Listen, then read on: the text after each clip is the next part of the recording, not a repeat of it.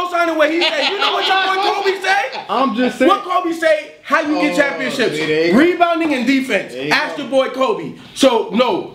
Look, you talking about... okay, well, that just makes your whole argument invalid. Thank you, Rod. Rebounding and defense. So you saying it's two different things. I said what? One thing we have to keep in mind is that, and we talked about it on the show, but at the same time, it comes from two different points. Then all of a sudden, you want to say, oh, well, you know, I think for me, I don't know if I can speak for everybody else. This is DeadEndSports.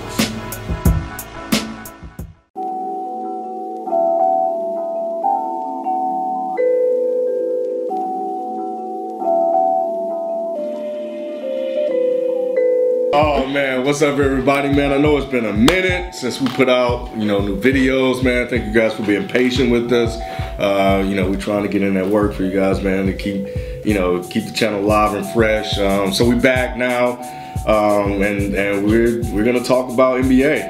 But before I do that, make sure you guys catch us every Tuesday, 9 p.m. blogtalkradio.com/DeadEndSports. If you miss it, you can subscribe on iTunes, Stitcher Radio. You can go to DeadEndSports.com and listen there. You can go to SoundCloud and listen there. So the options of how you can access the show is available. So there's no excuse. So definitely want to check out the live show or the archive of the live show, because those are more current and more up to date. You can hear us talking about stuff that's actually happening in the NBA or NCAA or baseball or whatever. We cover it all. So hosted by 12 Kyle, 12 Kyle Radio. That's right. That's right. We're gonna catch you at Kyle. You can catch me every Wednesday night, 9 p.m. Eastern Standard Time, Blog Talk Radio. How long you been doing it, Kyle? Man, I've been doing it 5 years, man. 5 years. 5 years. So I'm there every week. All right. The producer extraordinaire. Easy, 430. Okay, you know what I mean? There you go. Shout out to Modest Media, you know what I mean, on designs and everything. I am modestmedia.com. Check them out if you want some business cards, animation, graphic design, all that stuff. You know what? This really came to me last night, but one of the greatest sports minds, I think, out there. This man can break some stuff down. I don't always agree with him, but his insight is alright. It's alright. And I think he can get on stage with a lot of people, man. So FIFO 247. I'm not always right. I don't always. We know that. Yeah, I know. You know that. But when I'm right, I be pulling some things. People be looking at me crazy at the beginning, but I be right a lot though. Most times, sometimes. There you go. Most times, sometimes. But it is what it is, man. The real season begins. We have a full body of work now of to draw from to finally decide who earns year-end awards for us. So that's it, man. Let's kick it off, man. I'm gonna go ahead and toss it over to 12 Kyle so he can do his thing. I guess we probably should start with MVP, man. There's been a lot of debates about who is going to come home with the crown at the end of the season to hold up the title. Obviously, Kevin Durant, last year's MVP, he's not in contention because he is out as far as injury. The guy who would get my vote is Steph Curry. I think Steph Curry has had a phenomenal season. People look at Steph Curry and they think, okay, he's just a three-point shooter, but he scores from just about everywhere on the court. I think one of the things that separates Steph this year is that, one, nobody expected Golden State to be where they are. I mean, they're the best team in the league. Coming into the season, if you go back and look at our videos in the preseason, we talked about San Antonio, we talked about the Clippers. Nobody mentioned Golden State. Nobody saw this coming. That being said, I think Steph, along with Klay, are a big reason why they are where they are. But I mean, one of the things that impresses me about him, he plays on the defensive end. And you really don't see that a lot from guys who score in such volume like him. So Steph gets my vote, man. It's a toss-up between he and Harden, but Steph Curry gets my vote for MVP. I gotta go with James Harden, man. Yeah, I mean, just the fact that, here you go, you missing pretty much two of your probably most important big men on your team, which is Terrence Jones. Yeah, Terrence Jones and Dwight Howard. You pretty much been missing them for like what, 60% of the season, and you still was able to lead the league in scoring. And in a tougher Western Conference, you still managed to keep your team as the second best team in the tougher Western Conference. without your big guy. And I think with Stephen Curry, I think if you take Stephen Curry off of Golden State, they still, to me, like a 6th, 7th, or 8th seed in the West. Right. But if you take James Harden, even with Dwight Howard on that squad, if you take James Harden off that squad, I don't think Houston is a playoff team at all. And not in the West, no. Yeah, not in the West. So for James Harden to be consistent, and I think I said this to FIFO too, this year he showed me some signs of good defense this year. Not great. He's not a lockdown defender now, but this season alone, just this season, he showed me that he can play some defense when it's time to step and play some defense. And now, Stephen Curry, his numbers is like off the chain because I think he's shooting like almost 50% from 3-point. Like 47. Yeah, he's like 47 and like 46 like field goal percentage and 3-point. He's like 91% from free throw lines. I'm like, and he doesn't take bad shots. That's the thing that I love about He took some shots. He took some shots where I'd be like, whoa, what the hell? In this context, for Steph Curry, no shot's a bad shot. For Steph Curry, but he takes some choices. I'm like, what? But you know what? But for him, you gotta let him go. Right. Steve Kerr be like, what the? Right. That's what I mean. You guys see the video where he hit 77 straight 3-pointers? Yeah. He takes a good high volume of bad shots. Yeah. You don't think he take bad shots because he make them? Yeah, that's right. They go in. See, I told you, man. He's always wrong, man. So the bad, if you make the shot, it's not a bad shot. Yes, it is. What do you mean? What are you talking about? Because you could force a shot and it be a bad shot. Is he taking 3-pointers falling out of bounds? Is he taking shots outside of the offensive set? What are you talking about? He's swerving between 3-4 people, step back 3 and everybody mouth. What do you mean? He makes it. What are you saying? Just because you make it doesn't make it a good shot. I don't call it a bad shot. All right, look. Take your fandom away and look at it as. Wait. Let me finish talking though. Let me finish talking. What I'm saying is take your fandom away and look at it as a coach. You would have the same exact reaction Steve Kerr's having, regardless of whoever your player is. But at some point, you're gonna be like, okay, he takes those type of shots. You don't say nothing to your star player because a lot of times bad shots come in end of shot clock where. Hey, you the best player, you take it. Right. And a lot of times, because you are the best player, you're gonna just naturally take tougher shots. Right. So all I'm saying is, a tougher shot doesn't necessarily equate to a bad shot. That's my point. And I agree to a certain degree. I still think that Steph Curry takes a few bad shots. Great players always take bad shots. It's just part of the game. Steph has balled his ass off, man, and he definitely deserves it. Right. And I'm not taking nothing away from him. But at the same time, because James Harden had less to work with, and he was able to maintain his level of play every game. Right. Because if he don't get close to 20, or if he goes 15 points but don't get like 12 assists, that team not winning. Right. That team is not. He has to generate offense, and we're not just talking about scoring. Yeah, we're talking about he is the primary ball handler on that team. Yeah. He is not the starting point guard. That's Patrick Beverly, but they don't ask him to initiate offense. All of that comes from James Harden. Right. I would say 95% of their, and I know I'm blowing that number up. Look, we ain't no statistician. We don't have those type of people on this show right here. So, with all that being said, James Harden is that offense, and that team goes as far as he does. And I'm with B as well, where if you take James Harden off of that team, they are a lottery team. And I'm talking about just James. I'm not talking about nothing. You just pluck James out of there. Yeah. They are a lottery team in the West. In the East, 4 or 5. Yeah. Right. Yeah. In the West, not a playoff team. So mainly like 90% of my reason is based on that. And then the other thing too is if Steph would have played in more fourth quarters, his numbers probably would have been greater. Then I probably would have been like, yo, that's probably Steph. But when you play over close to a quarter of your games, you don't even play in the fourth quarter. That just means to me that your team is that good. Right. You don't even have to play.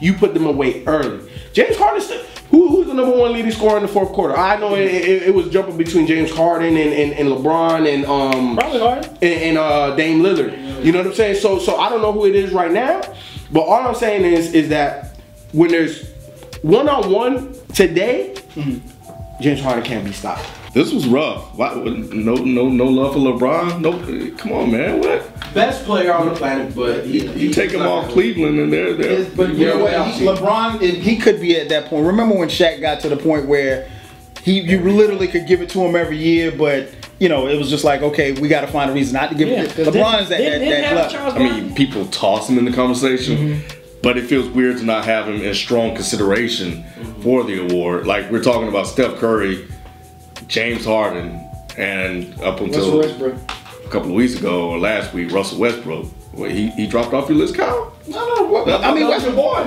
Man, you got so much Russell Westbrook shade, man. It's ridiculous. No, I mean Westbrook has put up numbers. He's put up numbers, but and in the absence of KD. So, you know, but who is yours? You stalling, man. Give us yours. Man, hurry up. Don't toss that to me. Come on, Captain. I made my decision. Shut up, D. I made my decision. What game were they playing? And I think it was the Spurs, maybe. No. He was playing. Who? James Harden. He was playing. We talked about San Antonio Spurs? Russell. OKC. It was James Harden versus. He scored 41. Russell Westbrook. And James Westbrook had a triple double. Yeah, and the game was tied, and it came down to the last few minutes. James Harden, whop three, and then he hit that slow step back, put in another 2, 8 straight, put the game away. At that moment, I was sold on James Harden. He fouled out that game. Doesn't matter. What do you mean it doesn't matter? What if they would have lost that game, Ken? It was but I think he had to take something. Hey, it was a dumb foul. But what I'm saying is, and what I'm using as a basis to support my decision, was the fact that he closed that game out against the other MVP contender. Right. As far as defensive player of the year, I'm Roy Hibbert. If it ain't Roy Hibbert, man. Nah, Hibbert we gonna have doesn't problems, get my vote, man. He doesn't get my vote this year, man. Defensive player of the year, I'm going to go for a guy who probably not going to get enough votes.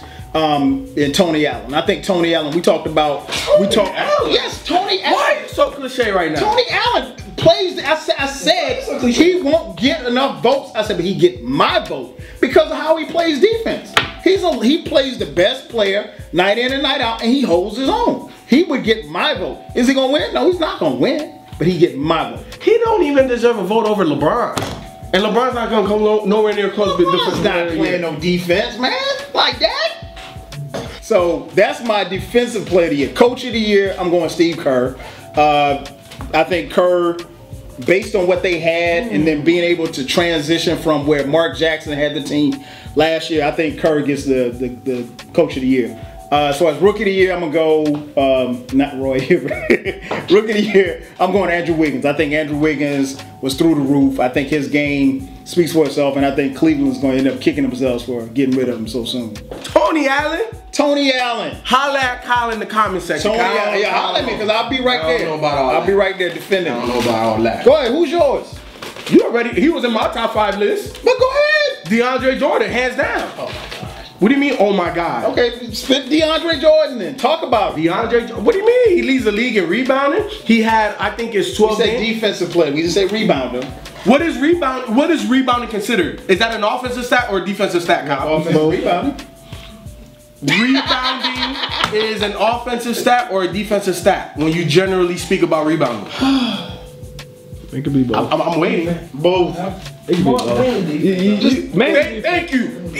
How you co-signing what he said? You know what your boy Kobe say? I'm just saying. What Kobe say? How you get championships? Rebounding and defense. Ask your boy Kobe. So no. Look, you talking about that just makes your whole argument invalid. Thank you, Rod. And defense, so you saying it's 2 different things. I said what?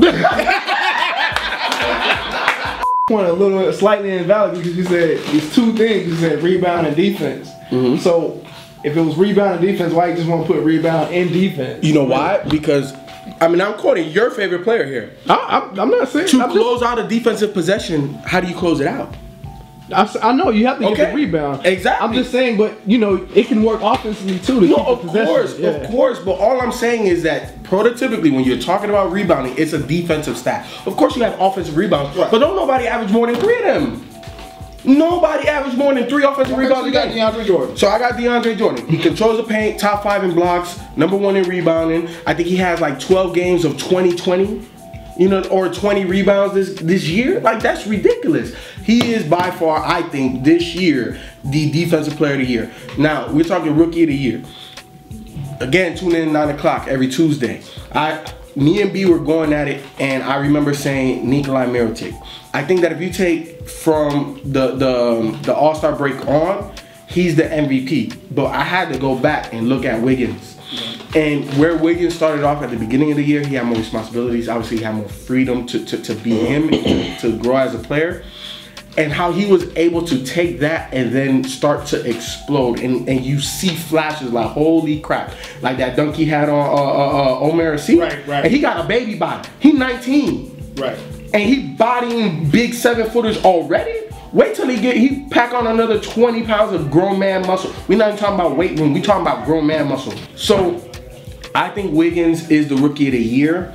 But I would say at least the last 2 months, I might give it to Nikolai Mirotic as rookie of the month. Okay. Even though Wiggins does have something to say because the last month he averaged almost 25 a game.